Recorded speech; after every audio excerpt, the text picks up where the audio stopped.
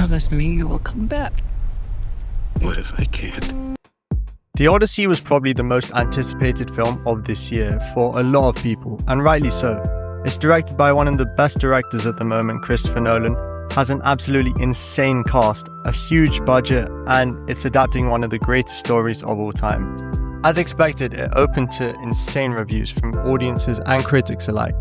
It's already flown up the IMDb top 250 into 54th, overtaking some of the best films of recent years like Dune Part 2 and Spider-Man Across the Spider-Verse, and even some timeless classics like The Shining and Apocalypse Now. I would have obviously watched it anyway, regardless of reviews, as I am a big Nolan fan, but this just built my anticipation even more. I've now finally seen The Odyssey and have concluded that it is, in fact, a really good film. So what makes it so good? Well, obviously we have to talk about Christopher Nolan. As I said, he's one of the best working directors, and he's known for making really ambitious projects in the past, but this is definitely his most impressive yet. His filmmaking style has evolved from just confusing and mind-bending sci-fi films to huge epics like Oppenheimer we got 3 years ago, and now we've got The Odyssey. So he's just trying to test the limits of what he actually can do. For example, we saw 3 years ago Oppenheimer, where he turned a 3-hour biopic into an almost billion-dollar film. And we've been able to see the changes he's made in his style throughout his career. He's always liked making visual spectacles with incredible scores, with Hans Zimmer helping him out with Inception and Interstellar. But now with The Odyssey, he just looks unstoppable.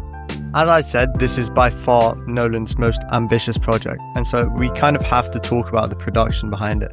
Of course, Nolan's been known for quite a while for really liking practical effects.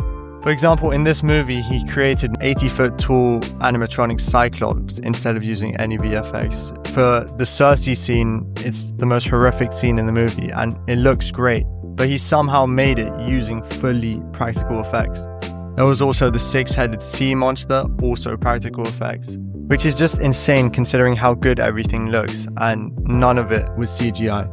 Now, we've talked about the visuals, but another element of the production, which is pretty much always good with Chris Nolan movies, is the score. He's often worked with Hans Zimmer for Interstellar and Inception, but recently he's used Ludwig Göransson, one of the best working composers at the moment. He used him for Oppenheimer. Ludwig Göransson is only 41 and already has 3 Oscars for Sinners, Black Panther, and Oppenheimer. So he's once again collaborated with Ludwig Göransson, and he's delivered so well. The whole score is just incredible from the start to the finish. There's not really much I can say about it. If you've watched the movie, especially in IMAX, hearing a Ludwig Göransson score, this happened with Oppenheimer, happened with Sinners, and it's just amazing. Another thing which Chris Nolan movies have, which most other films are not able to have, is the insane scale of the film.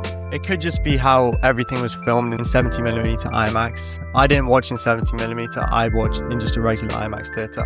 But I feel like even if you watch this film in a regular theatre, you would still feel the absolute scale of it all. And the last film which I found with a similar vibe in terms of how colossal everything seems was both Dune movies. And I didn't even watch those films in theatres, yet the world building and cinematography just forces you to feel the scale. Now, moving on from just pure Nolan glaze, in terms of the characters, I think Odysseus was a very interesting one. I haven't read The Odyssey, but from this film you can tell that Odysseus, the main character who we spend most of the time with, is courageous and strategic. He obviously came up with the Trojan horse idea, which then haunts him later on. But one of his weaknesses is his pride, and we can see that where he shoots the Cyclops with the arrow unnecessarily, and then getting his whole crew cursed by Poseidon, which ends up killing them. Another of the main characters is obviously Penelope, played by Anne Hathaway, and her main thing is just being conflicted about whether to remarry or continue waiting for Odysseus to come home.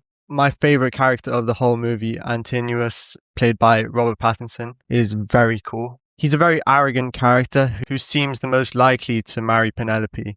But when Odysseus finally returns, his cowardly side comes out and we see his true colours. The weakest of the 4 main characters, in my opinion, was Telemachus. I'm not a Tom Holland hater. I thought he was pretty good, but I don't think he was quite at the level of Robert Pattinson and Matt Damon. He just didn't really have much to do in comparison to the others, and towards the end, all he really did was just hype up Odysseus as he just aura farmed. So in terms of performances, Matt Damon and Robert Pattinson were obviously my standouts. I think it was quite impressive from Matt Damon as there was a lot Odysseus had to do. At times he had to be like really loud when they were in stressful situations, but there was also really sad moments and serious bits, especially when he was with Calypso towards the end. As I said, my favorite character was Robert Pattinson, who played the arrogant Antinous really well, but he played the cowardly Antinous just as well. And I think he could definitely be in for a Best Supporting Actor nomination. Anne Hathaway and Tom Holland were also pretty good, but nothing that special to me. Another thing I really want to talk about is the horror.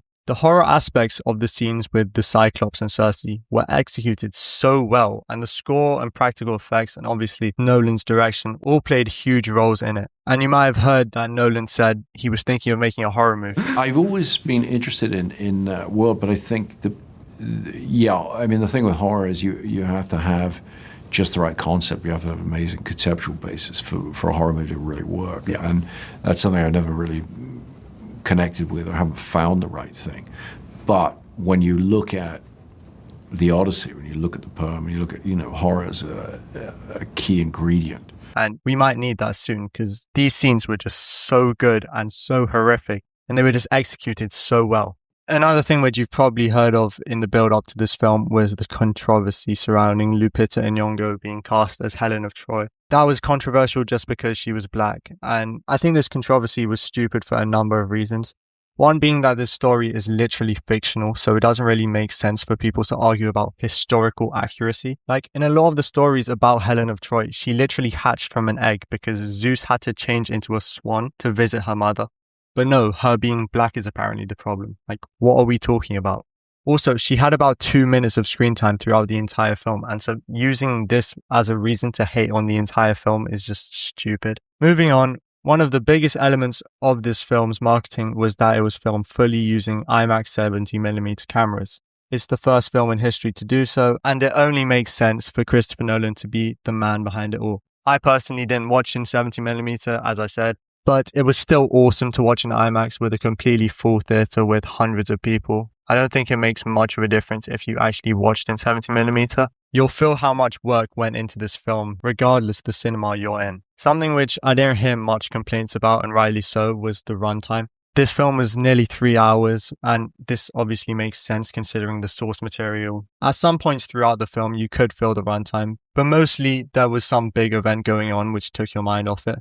So I didn't really think this was a problem at all. I remember when Oppenheimer released, some people, not me, complained that it was too long, and since most of the film was just people talking, I kind of hear it. However, in this case, there was something happening at all times, so I think Nolan did well to keep the attention of younger audiences with TikTok attention spans. Overall, I don't think this is Nolan's best film, but it's certainly up there as one of his best. I still think Oppenheimer is his best film. I've seen all his other films other than Tenet, Insomnia, and Following. It's not a perfect film, but it's definitely a significant cinematic event and probably one of the biggest of the year. Well, that's what I thought of the Odyssey. If you haven't already, you should definitely go to the theatre right now. Leave a like, subscribe, and comment what you want to see next.